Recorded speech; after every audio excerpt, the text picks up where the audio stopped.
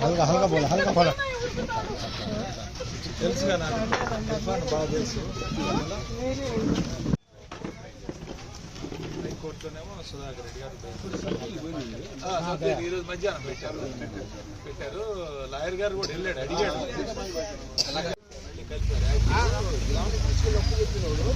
మరి అక్కడ పెట్టుకొని అని చేస్తున్నాడు మరి తీసుకెళ్ళారు కదా పిల్లగాన్ని లేదు మాకన్నా చెప్పాలి మా అన్నయ్య పని చేశాడు డిజైన్ దగ్గర మా అబ్బాయి పని చేస్తున్నాడు మరేందని నాతో చెప్పాలిగా కలిసి చెప్పలేదు కనీసం తీసుకెళ్ళి అతనే తీసుకెళ్ళి స్టేషన్ లోపల చెప్పి కేసు ఇట్లా పెట్టించాడు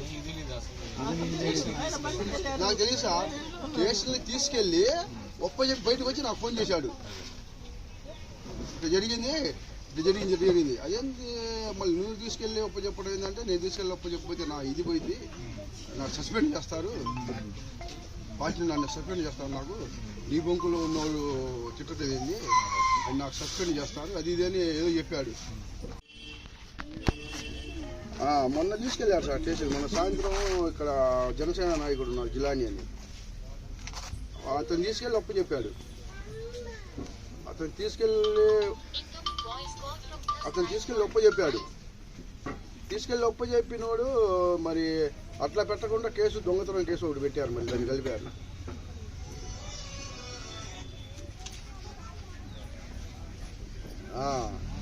అదే ఫోన్ సార్ నష్టపడే సార్ మరి రోడ్ స్టేషన్ నష్టపేట అవును సార్ నష్టపేట రోడ్ నిన్నైంది సార్ ఈరోజు కోర్టుకు పెట్టి రిజన్ పంపించారు సబ్ జైలు పంపించారు సార్ నష్టపేట సబ్ జైల్లో ఉన్నారు సార్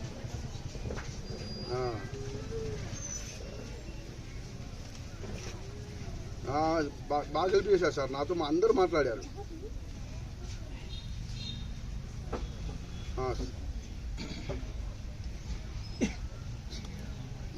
మా ఎమ్మెల్యే గారు మాకు ఫుల్ సపోర్ట్ సార్ బాగా చేస్తారు మా ఫేవర్గా ఉంటారు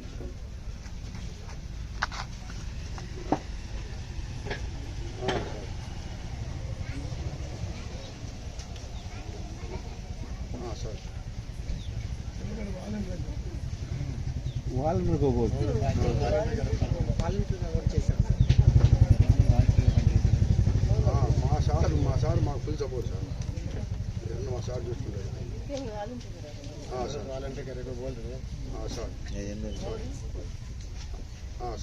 పనిచేస్తాడు బాగా హుషారుగా ఉంటాడు చాలా యాక్టివ్గా ఉంటాడు అసలు నాకు బాగా పరిచయం ఇప్పుడు ఇతని మీద ఈ ఐటీ యాక్ట్ పెట్టారు సార్ ఈ 110 పెట్టలేదు సార్ 110 అది పెట్టలేదు సార్ 111 పెట్టలేదు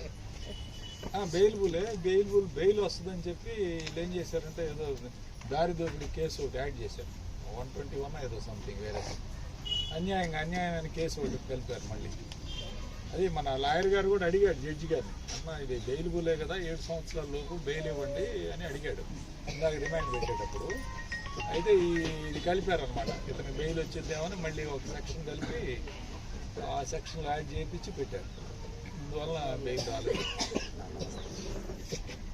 రిమాండ్ ఇవాళ మధ్యాహ్నం పెట్టారు సార్ 1 o'clock అట్లా పెట్టారు సుధాకర్ రెడ్డి గారితో కూడా ఒకసారి ఇంకా మిగిలిన చోట్ల కూడా పెట్టారని తెలుస్తుంది సార్ మాకు అంటే ఇంకా క్లారిటీ రాలేదు తెనాలి ఒకటి ఇంకా మదనపల్లి ఒకటి ఇంకో చోట ఎక్కడో ఏదో మంగళగిరి అంటున్నారు కానీ ఇంకా క్లారిటీ లేదు సత్తెనపల్లి 2-3 చోట్ల పెట్టారని క్లారిటీ లేదు సార్ ఇంకా నేను కనుక్కొని సుధాకర్ రెడ్డి గారికి ఆల్రెడీ చెప్పండి sir okay okay okay okay okay sir okay sir మీరు గట్టిగా చెప్పండి సార్ మంచి కుర్రోడు సార్ పార్టీకి బాగా యాక్టివ్గా పనిచేస్తాడు వాళ్ళ ఫాదరు వాళ్ళ ఫ్యామిలీ అంతా మనకి బాగా అవును సార్ అవును అవును సార్, మీరు ఏదో ఎట్లాగైనా మనం అతను బయటికి తీసుకొచ్చే బాధ్యత మన పార్టీ పరంగా మీరు చూడాలి. మొత్తం మనం ఇది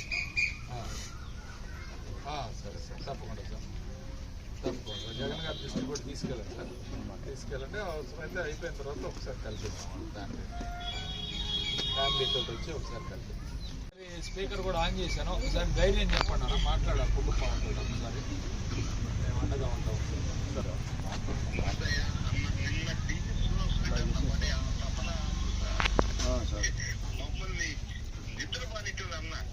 సార్ ఇర్ఫాన్ సంగతి అంత ఇంట్రెస్ట్ తీసుకున్నాడన్నా మేము అందరం కలిసిపోరాడుతున్నాము. సండే కదమ్మా కూడా ఏం చేయలేము, తర్వాత ఈ 2-3 స్టేషన్లు కేసు అయిందంటే కావాలని చేశారు. కానీ విషయం ఏంటంటే హైకోర్టు 16 దాకా సెలవులు సార్ ఈ లోపల లోయర్ కోర్టులో చూసుకోవాలి. అర్థమైందా సార్? శ్రీనివాసులు రెడ్డి అన్న ఎంత ఇంట్రెస్ట్ తీసుకున్నాడో మీకు తెలుసు. తెలుసు సార్. మా సార్ మాకు బాగా హెల్ప్ చేస్తారు సార్ ఏ విషయంలో అయినా. అట్టెట్టు కాదు, రాత్రి 12 గంటలకు కూడా చూడాలి సార్. చేస్తారు సార్. 2-3 వకీలు పెట్టించారన్న ఆల్రెడీ, మాధవని శ్రీనివాసులని అందరికీ. మీరు చూసుకున్నాం, మీరు ఏం వదిలిపోకండి సార్. అన్న అండగుండగా వైఎస్ఆర్ కాంగ్రెస్ పార్టీ అన్న అండగుండగా మనం కొన్ని ఇబ్బందులు పడాలి, మనం తప్పదు సార్. ఆ బాబుకి ఇర్ఫాన్కి ఏమి కానీ కూడా మేము చూసుకుంటాం. సరే సరే సార్. కానీ మా సార్ ఉన్నందుకు మాకు భయం లేదు సార్. మా ఎమ్మెల్యే సార్ ఉన్నందుకు మాకు భయం లేదు. మా సార్ మాకు బాగా హెల్ప్ చేస్తారు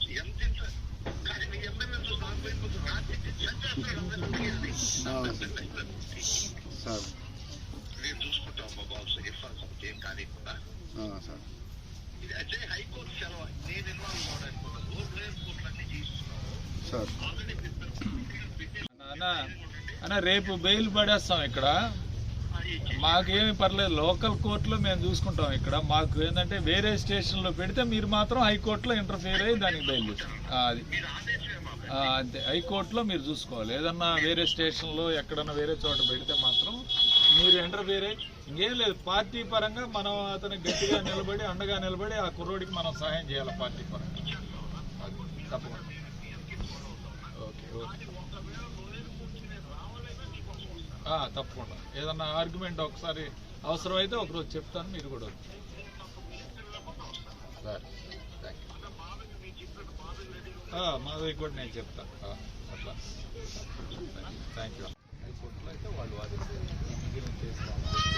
హైకోర్టులో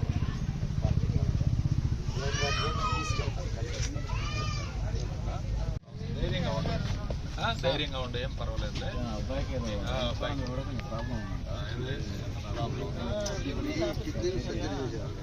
మందులు వాడతారా అంటే తగ్గినానే వాడరా. ఇప్పుడు నొప్పులు అన్నప్పుడు అబ్బాయి సర్జరీ చేసింది. నొప్పినప్పుడు ఏదైనా బరువు మోపితే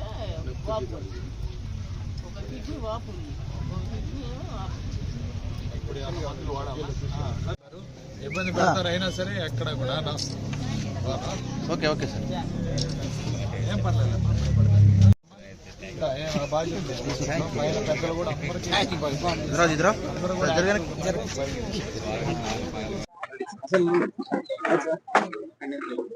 ఇర్ఫాన్ అనే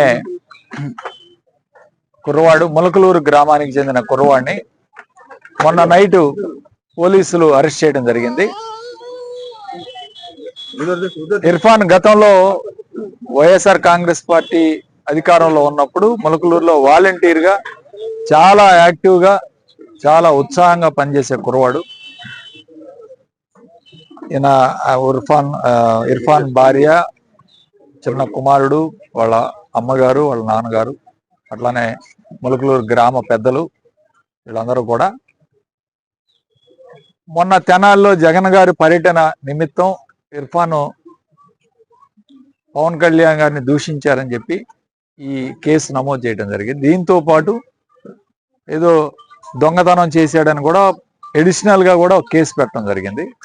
అయితే దురదృష్టవశాత్తు అతన్ని రిమాండ్కు పంపించారు ఈరోజు.